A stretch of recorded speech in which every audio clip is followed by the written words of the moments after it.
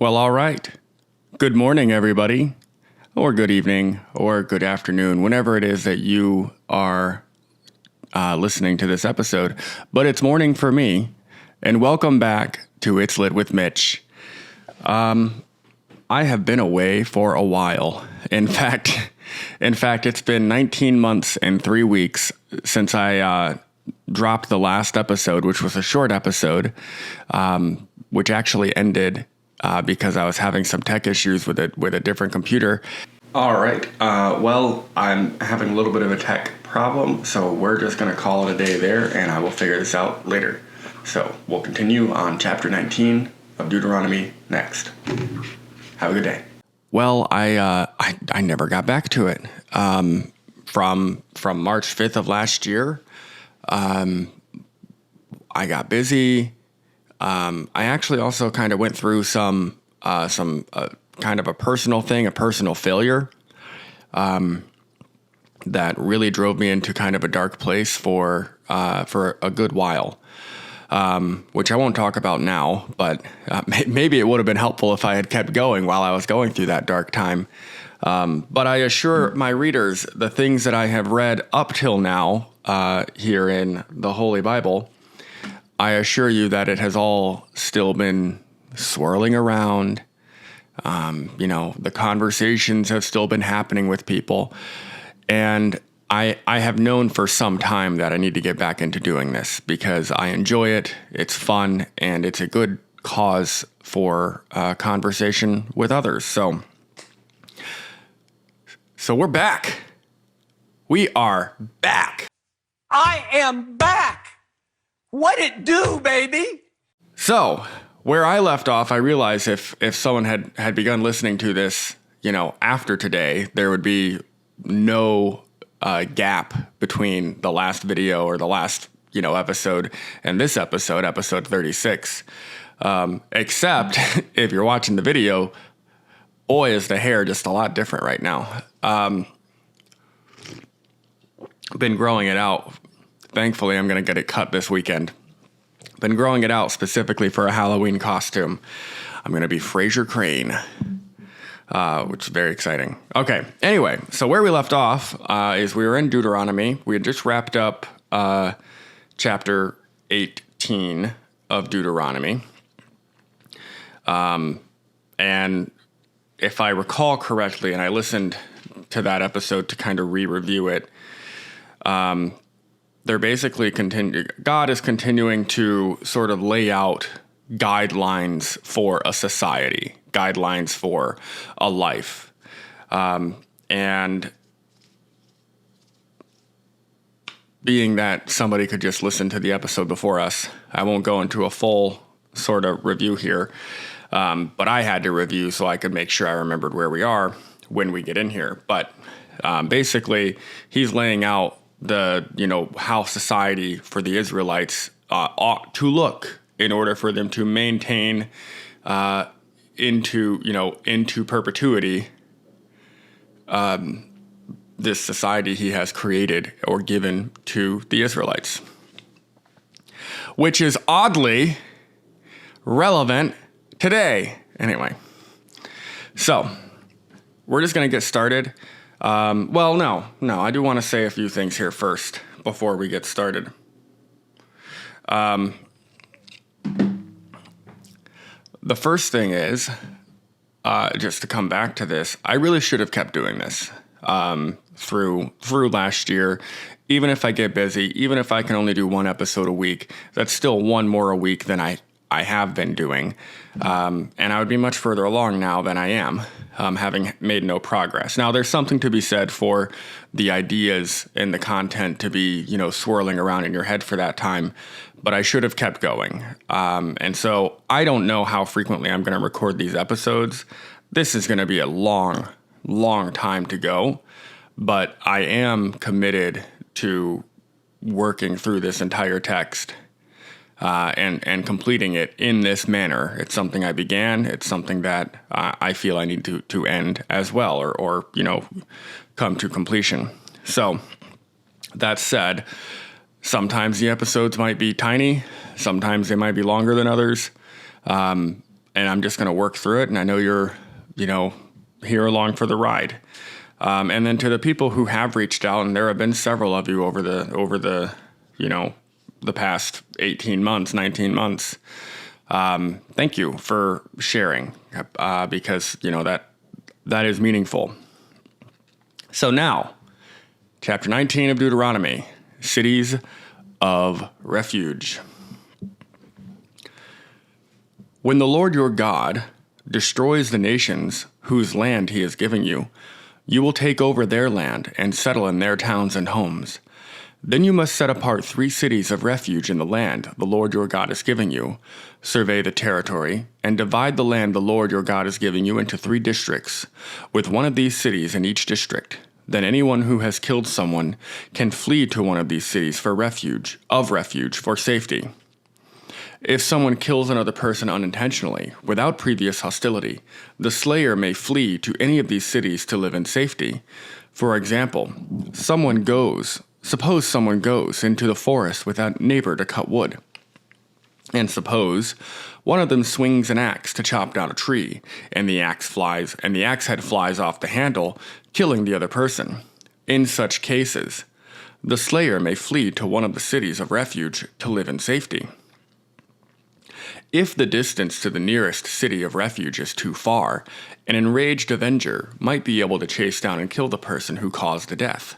Then the slayer would die unfairly, since he had never shown hostility toward the person who died. That is why I am commanding you to set aside 3 cities of refuge.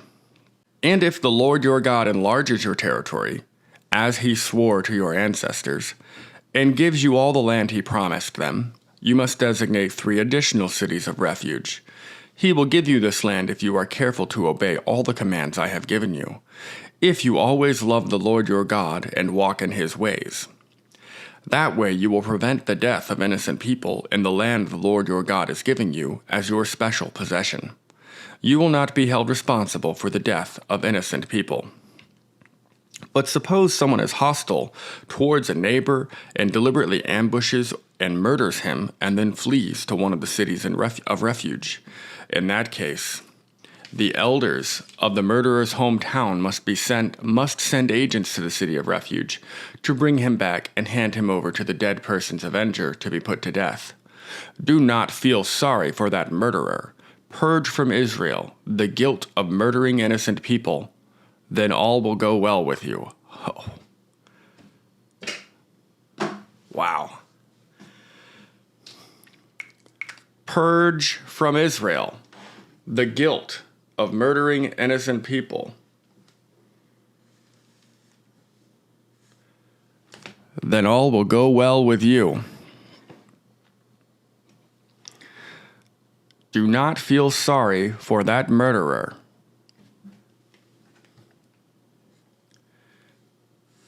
I feel like there's some stuff to discuss there, and I won't get into it. Obviously, what with this Israeli war going on right now, I'm not going to get too into it because, frankly, I am really wary of what the facts are in any case, but what a line that is. Concern for justice. When you arrive in the land the Lord your God is giving you as your special possession, you must never steal anyone's land by moving the boundary markers your ancestors set up to mark their property. You must not convict anyone of a crime on the testimony of only one witness. The facts of the case must be established by the testimony of 2 or 3 witnesses.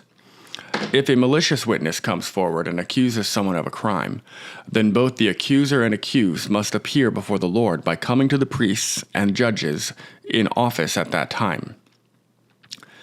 The judges must investigate the case thoroughly. If the accuser has brought false charges against his fellow Israelite, you must impose on the accuser the sentence he intended for the other person. You must impose on the accuser the sentence he intended for the other person. I mean, fair enough if you're going to bring false charges. In this way, you will purge such evil from among you. It's a good way to disincentivize making false accusations. Then the rest of the people will hear about it and be afraid to do such an evil thing. You must show no pity for the guilty. You must show no pity for the guilty. Your rule should be life for life, eye for eye, tooth for tooth, hand for hand, foot for foot. I'm going to highlight that because that's worth talking about. You must show no pity for the guilty. Your rule should be life for life, eye for eye, tooth for tooth, hand for hand, foot for foot. That doesn't sound like a forgiving culture, which I know we're not to that part yet of the Bible, but that sounds sort of rational. That is, what is it? That is a punishment fitting the crime, right? Regulations concerning war, chapter 20. When you go out to fight your enemies and you face horses and chariots and an army greater than your own, do not be afraid. The Lord your God, who brought you out of the land of Egypt, is with you. When you prepare for battle, the priest must come forward to speak to the troops. He will say to them, "Listen to me, all you men of Israel. Do not..." Again, I'm just thinking of the current events right now. It is October 26, 2023, and Israel's been at war now, I guess for damn near 3 weeks now, at least against Hamas or terrorism, another war on terror, which is always a really, that's going to be a good thing. Because you can definitely defeat terror. Which is not to be misconstrued with, not being absolutely horrendously, horrified by the attacks on October 7th toward Israel. But I'm just mostly kind of remarking on the relevance of what exactly I'm reading right now. I didn't know this is what I would be reading right now. and the point in time when I actually got my, shit together to start this back up. So I'm just going to reread that here. When you go to fight your enemies and you face horses and chariots and an army greater than your own, do not be afraid. The Lord your God, who brought you out of the land of Egypt, is with you. When you prepare for battle, the priest must come forward to speak to the troops. He will say to them, "Listen to me, all you men of Israel. Do not be afraid as you go out to fight your enemies today. Do not lose heart or panic or tremble before them. For the Lord your God is going with you. He will fight for you against your enemies, and he will give you victory." Then the officers of the army must address the troops and say, "Has anyone here just built a new house, but not yet dedicated it? If so, you may go home. You might be killed in the battle, and someone else would dedicate your house. Has anyone here just planted a vineyard, but not yet eaten any of its fruit? If so, you may go home. You might die in battle, and someone else would eat the fruit first. Has anyone here just become engaged to a woman, but not yet married her? Well, you may go home and get married. You might die in battle, and someone else would marry her." Then the officers will also say, "Is anyone here afraid or worried? If you are, you may go home before you frighten anyone else." When the officers have finished speaking to their troops, they will appoint the unit commanders. As you approach a town to attack it, you must first offer its people terms for peace.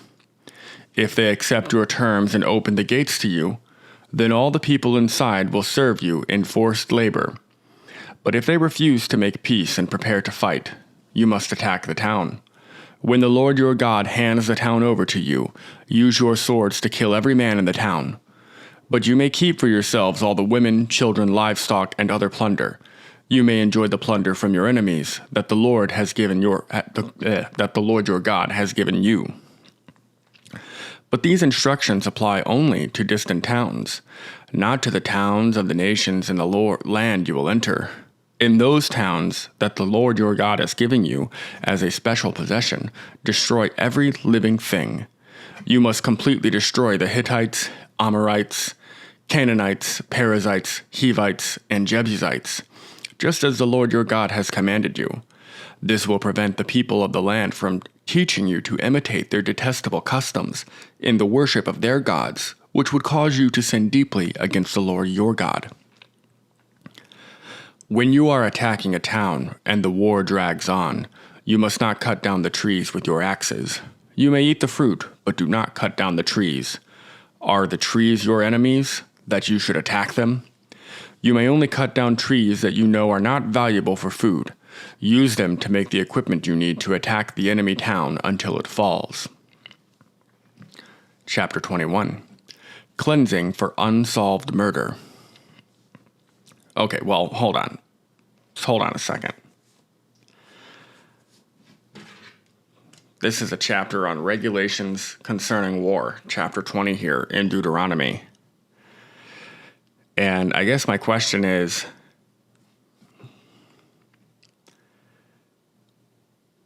since there is a war right now, based on what you know is going on, does it seem like that's sort of the do you think they're leaning very much into this as the Israelites, the Israel now? I mean, do you think that they're following that? The people at the top who are making decisions right now. Do you think they're following this chapter 20? Or is it just completely, totally outdated? I don't know. Other people may have more information than me. I don't really have a judgment on it. I'm just curious because I am assuming that this weighs heavy on their minds, or is highly influential in their decisions, and what drives them. So, anyway, that's a question. So, cleansing for unsolved murder, chapter 21. When you are in the land the Lord your God is giving you, someone may be found murdered in a field, and you don't know who committed the murder. In such a case, your elders and judges must measure the distance from the site of the crime to the nearby towns. When the nearest town has been determined, that town's elders must select from the herd a heifer that has never been trained or yoked to a plow. They must lead it down to a valley that has not been plowed or planted, and that has a stream running through it. There in the valley, they must break the heifer's neck. Then the Levitical priests must step forward, for the Lord your God has chosen them to minister before him and to pronounce blessings in the Lord's name. They are to decide all legal and criminal cases. The elders of the town must wash their hands over the heifer whose neck was broken. Then they must say, "Our hands did not shed this person's blood, nor did we see it happen. O Lord, forgive your people Israel, whom you have redeemed. Do not charge your people with the guilt of murdering an innocent person. Then they will be absolved of all of the guilt of this person's blood. By following these instructions, you will do what is right in the Lord's sight, and will cleanse the guilt of the murder from your community." Marriage to a captive woman. Suppose you go out to war against your enemies, and the Lord your God hands them over to you, and you take some of them as captives. And suppose you see among the captives a beautiful woman, and you are attracted to her and want to marry her. If this happens, you must take her to your home, where she must shave her head, cut her nails, and change the clothes she was wearing when she was captured. She will stay in your home, but let her mourn for her father and mother for a full month. Then you may marry her, and you will be her husband, and she will be your wife. But if you marry her and she does not please you, you must let her go free. You may not sell her or treat her as a slave, for you have humiliated her. Rights of the firstborn. Suppose a man has 2 wives, but he loves one and not the other, and both have given him sons. And suppose the firstborn son is the son of the wife he does not love. When the man divides his inheritance, He may not give the larger inheritance to his younger son, the son of the wife he loves, as if he were the firstborn son. He must recognize the rights of the oldest son, the son of the wife he does not love, by giving him a double portion. He is the first son of his father's virility, and the rights of the firstborn belong to him. Dealing with a rebellious son.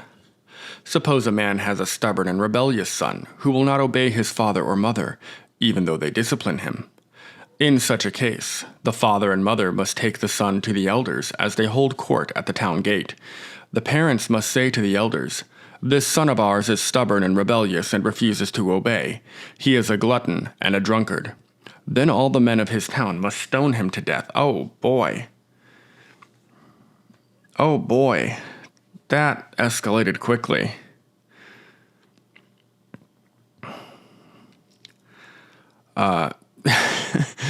They must stone him to death.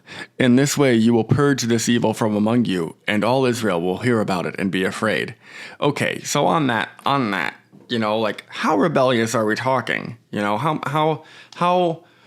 What is the threshold of disobeying your father that, your father and mother? What's the threshold of, like, he's rebellious and doesn't obey?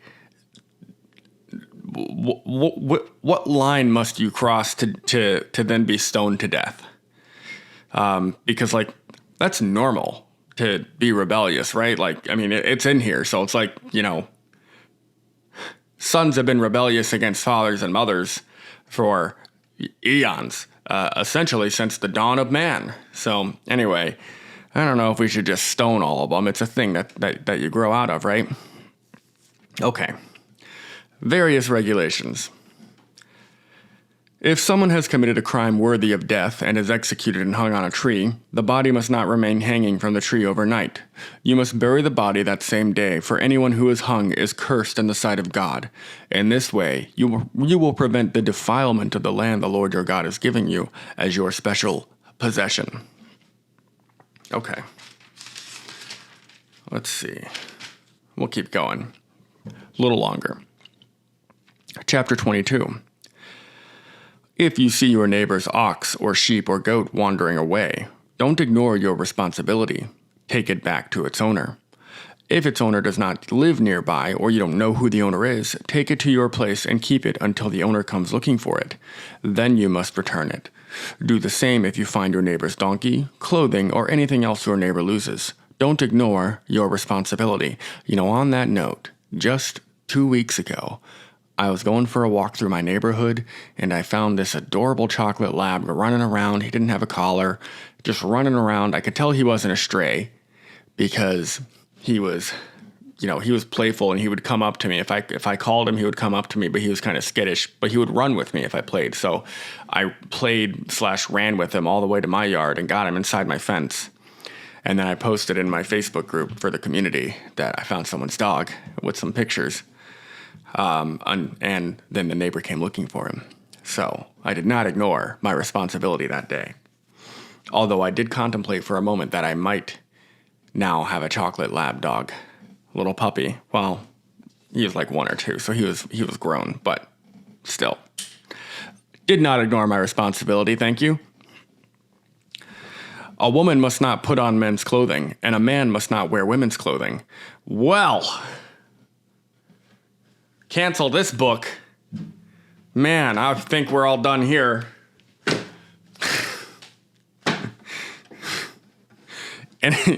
Anyone who does this is detestable in the sight of the Lord your God. I am going to discuss that whenever I discuss this book with somebody.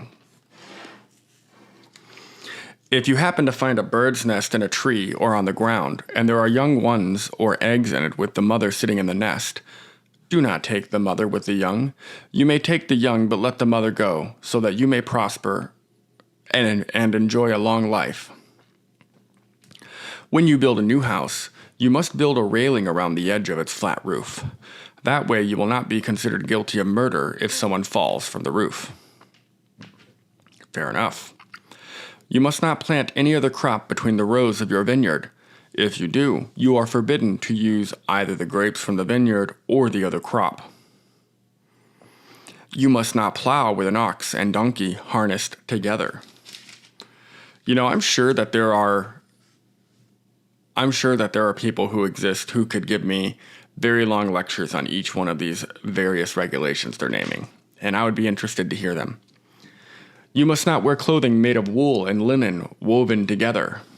You must put 4 tassels on the hem of the cloak with which you cover yourself, on the front, back, and sides. Regulations from sexual purity. This'll be good. Suppose a man marries a woman, but after sleeping with her, he turns against her and publicly accuses her of shameful conduct, saying, "When I married this woman, I discovered she was not a virgin." Then the woman's father and mother must bring the proof of her virginity to the elders as they hold court at the town gate. Her father must say to them, I gave my daughter to this man to be his wife, and now he has turned against her. He has accused her of shameful conduct, saying, I discovered that your daughter was not a virgin. But here is the proof of my daughter's virginity. Then they must spread her bedsheet before the elders. The elders must then take the man and punish him. They must also fine him 100 pieces of silver, which he must pay to the woman's father because he publicly accused a virgin of Israel of shameful conduct. The woman will then remain the man's wife, and he may never divorce her. Well, I guess that solves the problem of falsely accusing a woman of not being a virgin because you turn against her. But suppose the man's accusations are true, and he can show that she was not a virgin. The woman must be taken to the door of the father's home, and there the men of the town must stone her to death, for she has committed a disgraceful crime in Israel by being promiscuous while living in her parents' home. In this way, you will purge this evil from among you. If a man is discovered committing adultery, both he and the woman must die. In this way, you will purge Israel of such evil. Suppose a man meets a young woman, a virgin who is engaged to be married, and he has sexual intercourse with her. If this happens within a town, you must take both of them to the gates of that town and stone them to death. The woman is guilty because she did not scream for help. The man must die because he violated another man's wife. In this way, you will purge this evil from among you. But if the man meets the woman out in the country and he rapes her, then only the man must die. Do nothing to the young woman. She has committed no crime worthy of death. She is as innocent as a murder victim. Since the man raped her out in the country, it must be assumed that she screamed, but there was no one there to rescue her. Suppose a man has intercourse with a young woman who is a virgin, but not engaged to be married. If they are discovered, he must pay her father 50 pieces of silver. Then he must marry the young woman because he violated her, and he may never divorce her as long as he lives. A man must not marry his father's former wife, for this would violate his father. All right, well, that was a lot. That was a good first day back. I am going to pause here because I better wrap this up and get to business today, that's the other good news. That's the good news. So I said that there's some personal stuff last year, but the good news is that I also launched a new company that's actually doing quite well so far, all things considered. John Galt Mortgage Company, which I launched with my business partners. That's what I'm wearing. I guess I can do that. And so we launched a new mortgage brokerage. So I started working on that at the end of last year, and the beginning of this year started originating and was open for business by April, May. And it's been going really well so far. Even though we're in the worst mortgage market of my entire life, we're doing okay so far. And it's looking like we'll continue to do okay. Interest rates are pretty high, though. They're very high. And getting higher. But yeah, so that is some good news. So may have had some personal stuff, but I've also just been incredibly busy with the new company that I've been kind of overwhelmed. And in order to do this, I like to try and have some sort of a routine, and that's really antithetical to who I am as having routine. So I just have to figure it out. I didn't even know how I was going to, get back into this. if I was just going to dive right in or whatever. And, well, I figured I just kind of had to get started. We'll see what happens. So hopefully I will be back very soon with chapter 23 of Deuteronomy, which actually looking forward, I think I'll do probably 2 more episodes. Yeah, 2 more episodes. We'll do 2 more episodes to get through Deuteronomy, and then I'll find someone to interview. So, all right. And I have a great guy to do an interview with to help me understand Deuteronomy and the whole Torah, actually. So this will be exciting. All right. Thank you. Have a great day.